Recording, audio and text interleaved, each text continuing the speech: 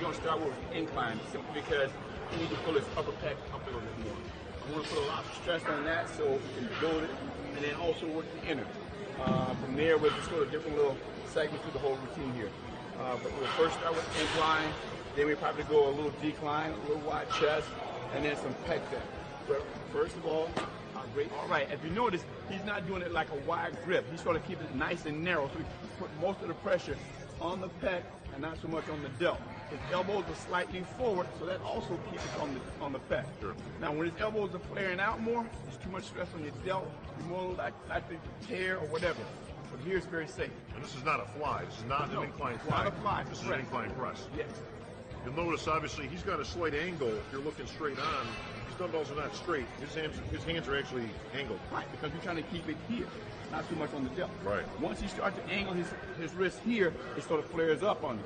But by him turning like this, it drops down, elbows down, all the pressure on your pec. Sure, and obviously the advantage of using dumbbells, if we wanted a straight grip, you just simply use a barbell. Barbell, yeah. Nice and tight. Good. Good. Squeeze it in. Squeeze it in. All here. Squeeze it. Come on, that's on the front. There we go. Good. Let's double. Good. Let's go front. Bring it and press. Good. Come on. Bring it and press. Good. One more rep. Here we go. Big rep. Big rep. Come on. Bring it. That's it. Good. You notice that in the beginning, what happens, you're a little weak at that, position pushing because you're not used to it. You don't have the front delt or the tricep helping out so much. Right. Once you drop it down underneath, it's a lot more pec, and then once you get past the point, then it's your delt and tricep kicks in.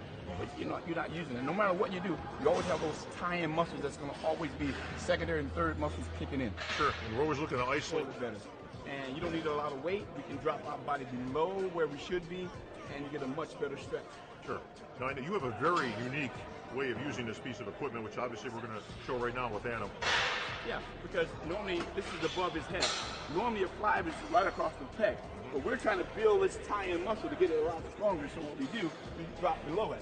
And look at the stretch he gets. He goes all the way out and he let it stop, and then he goes down.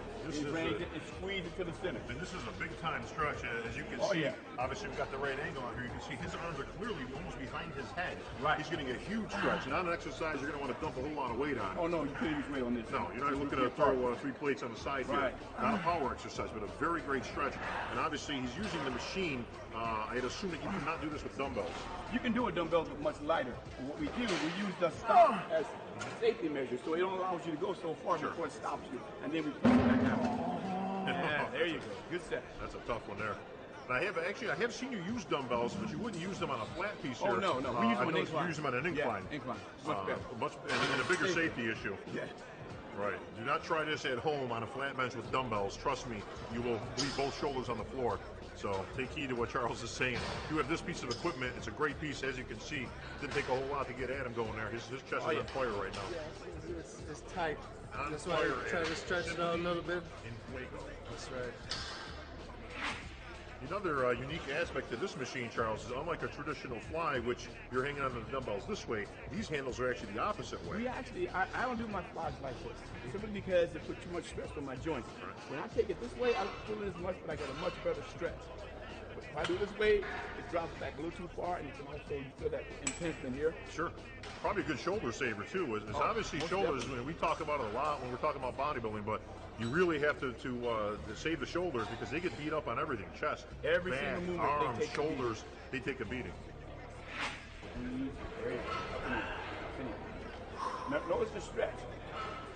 There you go. Kick it all the way out. Let it go all the way out first, all the way, now down. Now push up, now push it in. There you go.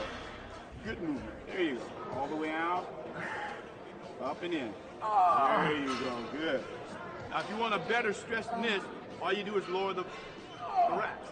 Lower them a little bit, and a deeper stretch. This is something you can work your way down, obviously. Right. Doesn't seem like Adam needs too much more stretch right now. No, this is perfect for him. Perfect for him. Custom. Come on, Adam. That's a growing set. Come on. Squeeze. Lay down. Now go. That's good. Come on, let it stretch out. Don't cut it short. Let it stretch out. Let it stretch. Now come on. Up and in. There you go. Do it again. Drop it Out. Come on. Bring it up and squeeze. Squeeze across. Good. Come on. Two more. Two more. Come on. Bring it up and in. Last one. Last one. Come on. Up and in. Up and in. There you go. Good. Go to work. Sure. But we want to just hit chest. So you're dropping the seat a little lower. A little lower. Obviously coming up a little higher on the chest. Now he's going right across his pec. See? On the stretch part, you go way up to the tie-in, look at the bottom, all the pec. That's it, good. And you're also getting that pause every single time. You can plainly see from the side here, obviously, where that's coming on his chest. It's right about low to chest level. Right here. Right. So if you were to draw a line across his chest and where he's hanging on to that, you can see how low he's got that. That's it. Squeeze it out and hold the top.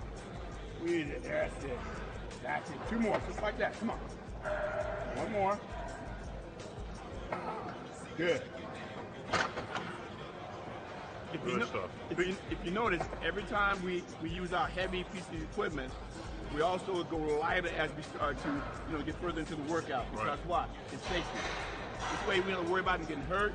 There's no injuries. There's nothing. I mean, he's still all chest, and there's nothing other muscle working. So that's really good. And the key is that it is all chest still, Charles. By obviously lightening it up or going by according to what you're seeing in Adam's workout, the last thing you want to do is keep going heavier as you go.